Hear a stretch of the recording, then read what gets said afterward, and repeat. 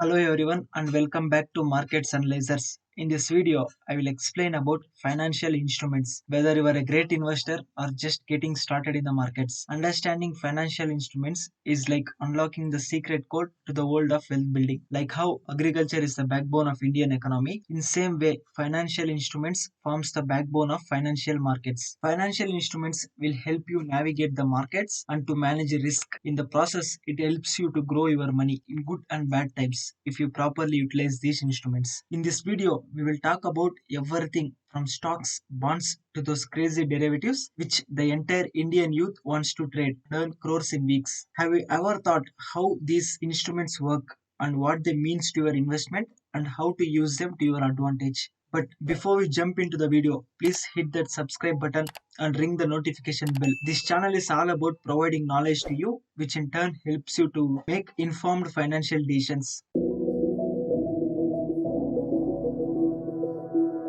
Before moving on to the main concept, first let's try to understand what exactly are financial instruments. They are tradable assets. It means they can be bought and sold. An example of tradable asset is stocks. For example, ITC share. It is trading at 458 rupees. If you want, you can buy. If you already have these shares, you can sell them. These type of assets are called tradable assets. Only tradable assets comes under financial instruments. Something like a bank deposit is not a financial instrument because it is an untradable asset. You will have money in your bank account. Still, you cannot sell your FD to others. Financial instruments first criteria is to be as a tradable asset, and those tradable assets present a contractual agreement between two parties. If you buy or sell a financial instrument, a stock or bond or any other instrument, both buyer and seller will have a certain criteria to fulfill. In a single sentence, financial instruments are tradable assets that represents a contractual agreement between two parties. I hope you have understood the meaning of financial instruments. If you understand this clearly, then the next topic will become easier for you. The next topic is about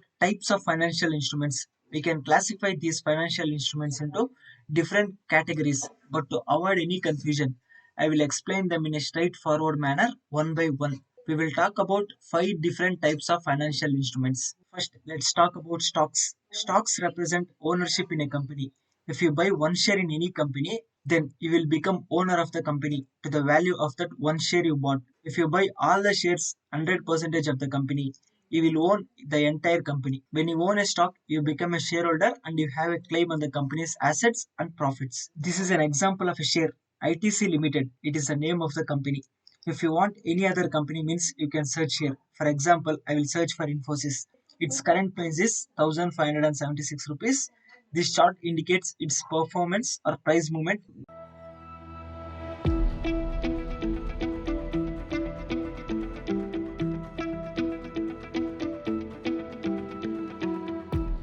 Next, let's talk about bonds. Bonds are debt securities issued by governments, local municipalities, or by corporations to raise capital. If you buy bonds, then you are lending money to the issuer, like government, municipalities, or corporations. Then the issuer will pay interest and he will return the original principal amount back at the maturity. Let's say the time period for bond is 10 years. After 10 years, they will give your original principal amount back to you, and they will also in between pay you interest at certain percentage every year until those 10 years. Let's see an example of Indian government bond. This is a 10-year bond. It means the end date of this bond is 2033. This 7.181 is the yield or return you will get if you buy this bond. This chart indicates how bond yield is moving in recent times. You can look at the rest of the details of this bond here. The price of the bond is 99.935 rupees. If you pay this price and if you buy this bond, you will get 7.181% return on your price. Coupon is nothing but the yield or return which we spoke earlier,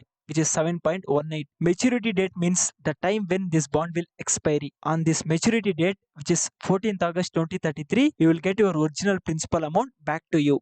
If bond price is decreasing means the bond yield will increase. To get higher returns, you should buy bonds at lower prices. Not only government bonds, even corporations and municipalities will also issue bonds. The third one is mutual funds. Mutual funds will collect money from multiple investors and they will invest those money in variety of stocks, bonds and other securities. Mutual funds offer a easy way for investors to access a variety of investment strategies managed by professionals. This is an overview of mutual fund. If you talk about these topics in depth. Each and every topic can easily take hours of our time. So for this video, I will stick to basics. If you want a detailed video for any of these topics, you can find some of the best explanation in YouTube videos. There are so many videos on these topics in YouTube. Coming back to mutual funds, this is a Nifty 50 index fund. Look, if you buy this mutual fund, the minimum investment value is 100 rupees. It means your 100 rupees will be invested in all the 50 companies present in Nifty. The name of the mutual fund is also Nifty 50 index fund.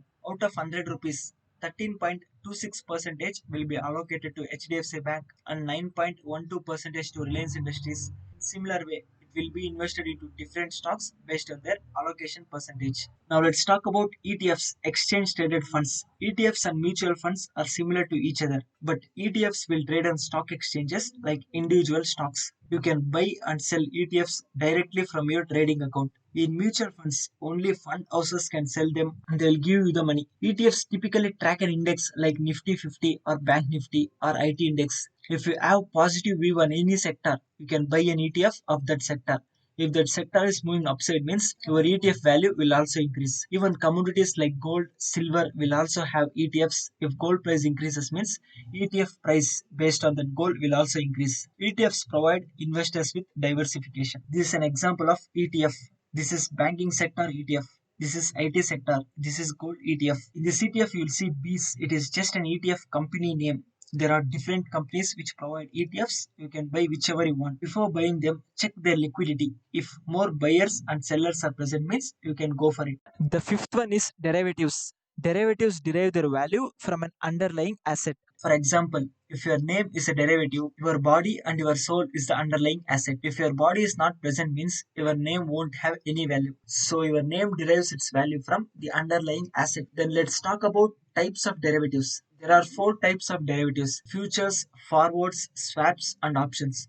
Out of these four, we don't use forwards and swaps in financial markets. Then the remaining two are futures and options. First, let's talk about futures. What is futures? It is an agreement between two parties to buy and sell an asset at a specified future date for a price agreed upon today. It means, for example, two companies are present. One is company A, let's say they are petrol buyer, and the other is company B, they are petrol seller. Now these two A and B companies are forming an agreement to buy and sell petrol. Company A wants to buy petrol and company B wants to sell petrol. Today the company A buys this petrol future at 100 rupees per liter, which expires on 31st December from company B. Now the future contract is formed between company A, petrol buyer, and company B, petrol seller. Now look at the future definition. It is an agreement between two parties to buy and sell an asset at a specified future date for a price agreed upon today. Company A and B are two parties and they formed an agreement to buy and sell an asset. In this case, it is petrol at a specified future date. The date is 31st December 2023 for a price agreed upon today at 100 rupees per liter. I hope you have understood the definition. Why does people buy and sell futures? They will do this to reduce the risk. In this example, company A needed petrol in the future and they wanted to offset the risk that the price may increase in coming days. So they will buy a future contract. The company B could be a petrol selling company. They will be concerned about falling petrol prices. So they will eliminate that risk by selling a future contract. If you did not understand, try to watch it once again. Even after watching for the second time,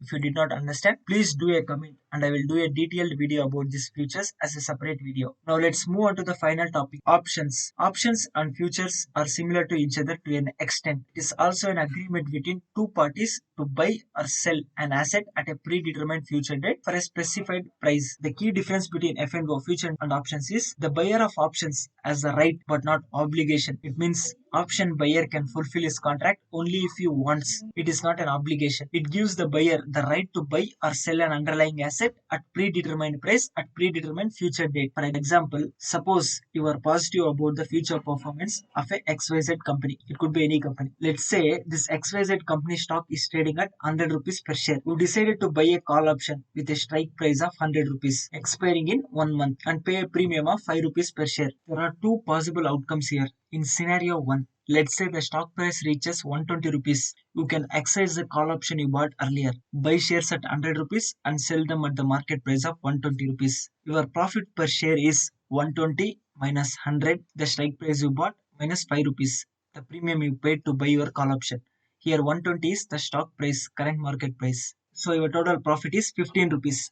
This is scenario 1 where your view was right and you got profit. Now let's talk about scenario 2. The stock is below 100 means by the time of expiry you will get nothing. The maximum loss is limited to the premium you paid. For the option which is 5 rupees, the maximum loss is limited to the premium you paid, which in this case is 5 rupees per share. In scenario 1, your view was right. If stock was moving higher means your profit will also be keep on moving higher. In scenario where your view is wrong, you will only lose fixed amount of 5 rupees you paid as a premium. I hope you have got a basic idea about the financial instruments. They are very essential for making informed investment decisions. Each instrument comes with its own risk and return, and choosing them properly with right balance is the key for well balanced investment portfolio. In the upcoming videos, I will try to explain them deeper, exploring their characteristics, their uses, what instrument to use when market rises, and what to use and be safe when market falls, how you can incorporate them into your financial strategy. So friends, this is today's video. Stay tuned to Markets Analysis. Don't forget to hit subscribe button, share the video with your friends. If you like the content, hit the like button as well. It will encourage us to do even better videos. For any feedback, please do comment. I will come back again with another interesting video. Until then, have a great time.